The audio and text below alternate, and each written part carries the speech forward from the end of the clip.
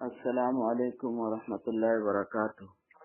شیخ محسن صاحب فرما رہے ہیں، یہ حضرت آواز آپ کی بہت دھیرے آ رہی ہے، تھوڑا آواز سے بولیں گے؟ جی حضرت، ایک مسئلہ دریافت کرنا تھا آپ کو، ابھی موقع ہے؟ آپ کون بول رہے ہیں؟ میں اسد بول رہا ہوں جی، جھارکھنڈ کا رہنے والا ہوں۔ اچھا، وہ حج کے موقع پر جن سے بات ہوئی تھی وہ نہیں پتہ نہیں، حج کے موقع پہ تو مجھ سے بات نہیں ہوئی شاید۔ کیا مسئلہ ہے بتائیے؟ حضرت میں پتہ کرنا چاہ رہا ہوں کہ کوئی مسئلہ منسوخ ہو اور اس منسوخ مسئلے پر کچھ لوگ اپنے اجتہاد کو غالب کرنا چاہے تو یہ کیسا ہے؟ جی حضرت، اصل میں اجتہاد کی بنیاد نصوص ہی ہوتی ہے، تو مسئلہ کیا ہے یہ بتائیے آپ۔ نہیں، اگر مسئلہ منسوخ ہے تو پھر اجتہاد کی صورت باقی رہتی ہے۔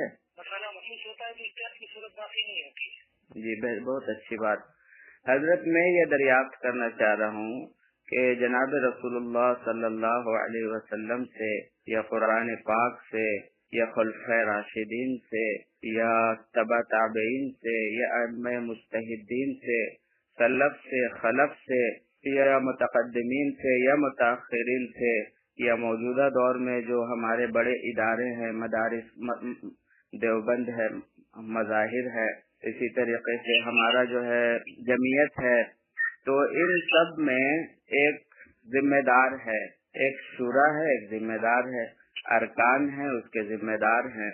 تو اب کوئی کہے کہ بس ذمہ داری کی ضرورت باقی ہی نہیں رہتی، شورا بناؤ اور ایک ایک مہینہ کا چانس لے کر کے ذمہ دار طے کرو اور اس طریقے سے کام کرو، تو یہ خلاف نص نہیں ہو جاتی بات؟ جی حضرت میری آواز آ رہی ہے آپ کو؟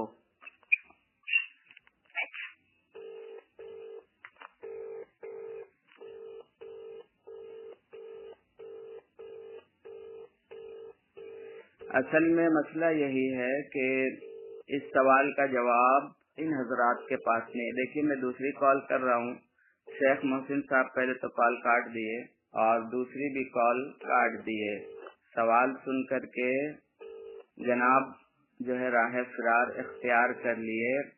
ایک مسئلہ واضح طور پہ سمجھنا چاہیے، جیسا میں نے سوال اٹھایا کہ یہ بات کہیں سے ثابت نہیں ہے، نہ اس کو ثابت کیا جا سکتا ہے۔ میری گزارش تمام حضرات سے ہے کہ ایسا مسئلہ منسوخ جو بالکل واضح ہے، آج تک اس کے سب عمل کرتے آ رہے، متواتر ہے، کوئی اس سے اختلاف کر ہی نہیں سکتا کہ بغیر حدیث شریف کا مفہوم ہے کہ جس جماعت کا ذمہ دار نہ ہو اس جماعت کا ذمہ دار شیطان بن جاتا ہے۔ اور ایک منسوخ مسئلے پہ اپنے اجتہاد کو یا اپنی مفاد کو غالب کرنے کے لیے کچھ لوگ کوشاں وسعی ہے کہ شورا بنا لو اور ایک ایک مہینہ کا ذمہ دار طے کرو، اور ایک ایک مہینہ ذمہ دار جو ہے جیسے جمہوریت میں یا مارکسوادیت میں، کمیونزم میں ہوتا ہے، سب کو چانس ملے، تو ایسا کام کرو۔ یہ اسلامی شریعت کا حصہ کبھی نہیں بن سکتا، نہ یہ پہلے تھا نہ اب ہو سکتا ہے۔ اللہ رب العزت نے مولانا سعد صاحب مدد اللہ علی کو اس دور کا مجدد بنایا کہ ایسے غیر شرعی کام کی مخالفت کر کے ساری دنیا کا مخالفت اٹھایا، اپنی ذات پہ برداشت کیا۔ ہم کو ان کے ذات سے وہ مطلب نہیں ہے، یعنی ہم ان کو نبی یا اس طرح کا کوئی نہیں سمجھتے، انسان ہے، بہرحال ان سے کچھ غلطیاں ہو سکتی ہے، لیکن یہ بڑی غلطی جو تمام بڑے اکابرین مل کر کے کوشش کر رہے ہیں کہ ایسا شورا بنا لو اور اس طرح کا چانس والا امیر بناؤ۔ میرے بزرگوں، بھائیوں، دوستو، دیکھو اگر نظام الدین مرکز میں اس طرح کی شورا قائم ہو گئی اور عالمی اعتبار سے اس طرح کا شورا قائم ہو گیا تو کیا ہوگا؟